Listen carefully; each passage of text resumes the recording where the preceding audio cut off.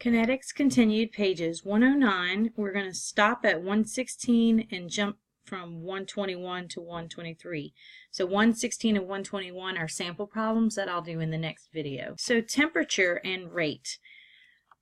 The conceptual picture of a chemical reaction. Consider a simple reaction where the exchange of a hydrogen atom takes place. So this hydrogen plus H2, and one of the hydrogens from H2 is going to detach from the H2 and attach to the hydrogen to yield H2 plus a single H. A hydrogen atom collides with H2 molecule according to the following sequence. Here's the single, here's the diatomic.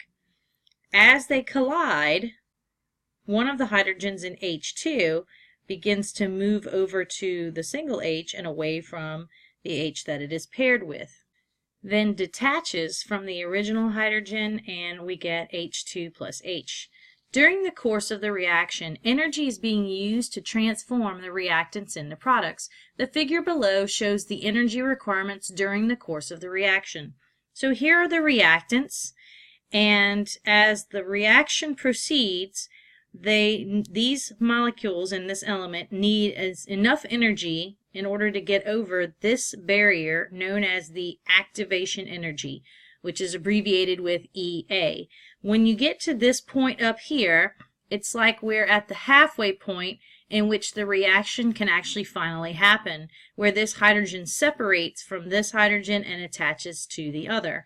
And so once we get to this point, then the reaction can proceed and become the products. The rise in energy in this plot mostly represents the energy required to break the existing H2 bond. The arrangement of atoms at the top of the energy curve is called the activated complex. So right here at the tippy top, this is known as the activated complex. Activation energy is analogous to the minimum energy necessary for, say, a golf ball to get over the hill. If the ball is hit with too little energy, it cannot pass over to the other side. It requires a minimum of this amount of energy in order to get over the hill and over to the other side. The activated complex is the highest energy configuration of the atoms during the course of the reaction, which is denoted as the very tippy top of the hill. The new bond is forming at the same time the original bond is breaking. Toward the end of the reaction, energy is released as the new bond becomes completely formed. During this phase of the reaction, the energy curve drops back to the initial value. The activation energy, or EA, like here, is the minimum energy reactants must have in order for the collision to be successful in transforming the reactant into product. So let's take a look at this graph right here. These are our reactants. This is the activation energy. It's going to take this much energy from this point to the top of the hill in order for this reaction to occur. Once the reactants get enough energy to reach this point on the curve, then it has formed what's called the activated complex. And then after it becomes the activated complex, then it's pretty much downhill from there and can become the products. The amount of energy difference from when it was reactants to when it's products is denoted as the change in energy, or the delta E, where you always take the energy of products and subtract the energy of the reactants. So if you would imagine, maybe right here we could arbitrarily say that's 5 kilojoules, and maybe the reactants are at 30 kilojoules, and so you would say 5 kilojoules minus 30 kilojoules would be equal to negative 25 kilojoules, which is the change in energy that occurred. And because it's a negative value, we know that this is an exothermic reaction. You can also see that it's exothermic because there is less energy afterwards, and so we must have released energy in order for this reaction to proceed. If we were to look at this in terms of the reverse reaction, then the activation energy would then become from this point to the top of the hill, which you'll notice is a greater amount than would have been to go from reactants to products. So in other words, the forward reaction occurs faster and the reverse reaction occurs slower, because in the reverse reaction we have to make our way up a higher, more steep hill in order to turn back into the reactants. Also notice that the reverse reaction has the opposite sign of delta E. So essentially I would take 30 minus 5 and I'd get a positive 25, which positive delta E is going to be endothermic, and also you could see it as there is more energy afterwards, and so it must have absorbed energy, which makes it endothermic. So remember, the forward reaction compared to the reverse reaction, they're going to be complete opposites of one another. The activation energy is always positive, but can be negative in certain ion molecule reactions. So in a summary, bimolecular reactions occur from the collision of two reactants. The energy for reaction comes from the collision. Only collisions with enough energy can react. Configuration of atoms at the peak in energy is called the activated complex. That's at the top of the hill. EA is the activation energy. Now let's discuss collision theory. Which collisions can go to products? Collisions must have the right angle and orientation in order for them to go to products. The atoms must collide with a certain distance of separation, such as in this diagram where these have the correct amount of separation and therefore will react, whereas these are too far away from each other and so they're not going to react. Collisions must have enough energy, more energy than the activation energy, in order to get over the hill in the reaction path. Each molecule has a different speed or energy, and only a few have enough energy to react. The figure below shows the distribution of energies of molecules. The fraction of molecules with enough energy to react, energy greater than the activation energy, and this is usually only a small number of the molecules. So if we look at this graph, the fraction of molecules that have enough energy in order to actually react is found in this location. So this is not the same as the previous graph. This is a different graph entirely. And so what it's showing you is at this point, this is the activation energy. And so of all the molecules present in the entire reaction, only these under the curve here have enough energy, more than the activation energy, and therefore can react and go to products. All this fraction of molecules does not have enough energy and therefore will not react and turn to products. The fraction of molecules with enough energy to react is given by this equation. This is going to be the fraction is equal to E to the negative activation energy divided by R times temperature. In this case, R would be 8.31 joules as opposed to 0.0821.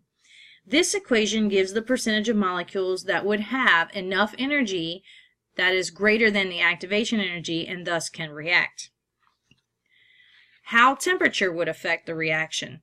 For most reactions, the rate of the reaction increases as temperature increases. Reaction rate increases because the fraction of molecules with enough energy to react increases with hotter temperatures.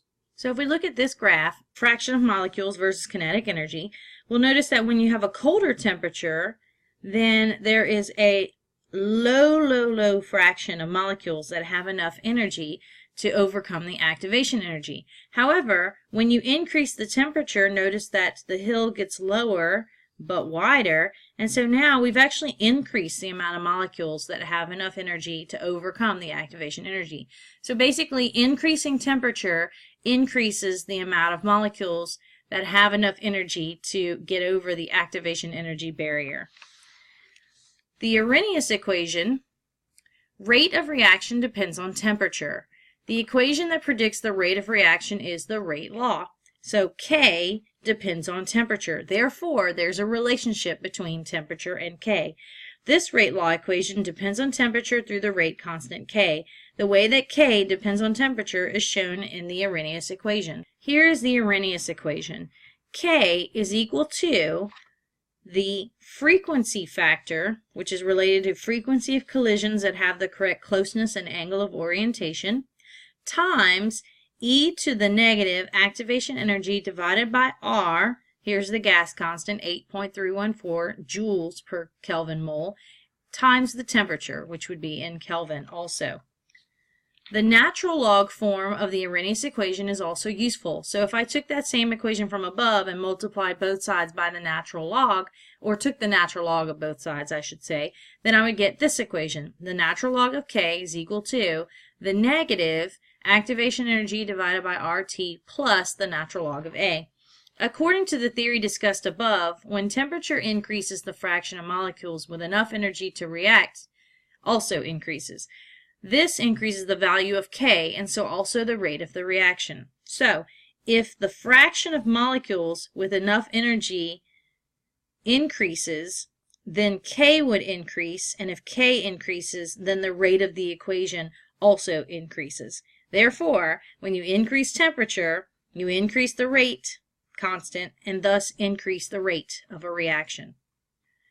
If we include a catalyst in a reaction, then what that does is it lowers the activation energy and therefore makes the reaction go faster. So this would be without a catalyst, and notice we have a very high activation energy to overcome, and so the hill is very high. And if I were to add a catalyst, then it cuts down the peak of that hill to this point, and therefore less energy is needed for the molecules to overcome the activation energy, which is now from here to here, and so this reaction would occur faster. Catalysts are very important tools that speed up reactions in biological processes. Enzymes act as catalysts. Catalysts participate in the reaction but aren't chemically changed themselves. That means that if there's a catalyst, you're going to see it at the beginning and the end of the reaction unchanged because it doesn't actually react. It's just present to speed up the reaction. Catalysts work by allowing reactions to use a different reaction path. The catalyst reaction pathway would have a lower activation energy and a larger Arrhenius factor, and the net result is a faster reaction because of the larger value of K. So adding a catalyst will increase the value of K, thus increase the rate of a reaction. We're going to skip to this point, and this is what you need to know about the role of a catalyst. It provides a new path for the reaction to occur. The reaction will have a lower activation energy as a result of the catalyst, which increases the rate constant K, which in turn increases the rate of the reaction. The surface of the catalyst, now this has to do with the example above, but you can recognize that it may increase the Arrhenius factor by increasing the rate of collisions between the catalyst and the reactant. The overall speed of the reaction will increase, and after the reaction is over, the catalyst remains unchanged chemically. Eventually, the catalyst will cease to function and will need to be replenished. And finally, the position of equilibrium will not be affected. This is not so important in this unit, but eventually we will begin the unit on equilibrium, and then this will be a fact that will come back. So here's a note card to summarize. When you have a reaction pathway that looks like this, the energy needed in order to reach the activated complex starts from this point to the top of the hill, and that is known as the activation energy, or E sub A. When you get to the top of the hill, that is known as the activated complex, in which the reaction is able to proceed to products. The difference between the energy of reactants and the energy of products is represented here, and that would be the delta E, or the change in energy that took place in the reaction. Remember, delta E is calculated by taking the energy of the products and subtracting the energy of the reactants. And so in this case, you have a larger value for products and a smaller value for reactants, and then so we should get a positive value for our delta E, in which this is an endothermic reaction. And also recognize there's more energy in the products, so energy must have been absorbed in the process, which is an endothermic process. If we look at the same reaction in reverse, then everything's the opposite. Our activation energy is thus from this point to the top of the activated complex. So that would be the activation energy of the reverse reaction, and the activated complex is still at the tippy top. but the change of energy would become negative instead, but it would have the same value. Notice that the forward reaction is slower because it has to go over a larger hill than the reverse reaction, which is going to be faster because it has to get over a shorter hill. On the right, we have an exothermic reaction, which shows us that the reactants have this activation energy, where you have to go from this point to the top of the activated complex, and then once you get here, then it's downhill from there to products. The difference between this point and this point is our change in energy. Notice that we have a smaller value for products and a larger value for reactants. So smaller minus larger means overall we have a negative value for the change in energy, which is an exothermic reaction. You can also see that there's less energy afterwards, which is indicative of an exothermic reaction as well. Notice that the forward reaction is faster and the reverse reaction would be slower because there's a much greater activation energy in reverse. And if I were to reverse this reaction, the delta E would become positive instead of negative. For the collision theory, the optimal angle and orientation are necessary. They have to collide, the particles, with certain distance of separation. They have to have an energy greater than the activation energy in order to get over the hill. If you increase temperature, you will increase the rate of reaction by increasing the rate constant. And adding a catalyst will reduce the activation energy, creating a new pathway, therefore increasing the rate of the reaction. Just for the record, if it ever comes up, increasing the concentration of your reactants will also increase the rate because you will have a greater fraction of molecules present and therefore a greater fraction of molecules that can convert into the products.